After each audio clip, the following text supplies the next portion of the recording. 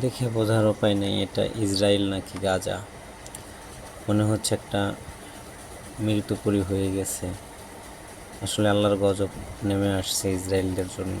তারা ফিলিস্তিনিদের যে অত্যাচার জুলুম নির্যাতন করছে, আল্লাহর গজব শুরু হয়ে গেছে। আল্লাহ ওদেরকে ধ্বংস করে দিক। বন্ধুরা দেখতে পাচ্ছেন ইরান কীভাবে ওদেরকে করতেছে আর কি। আমরা সবাই ইরানকে সাপোর্ট করব মন থেকে, দিল থেকে।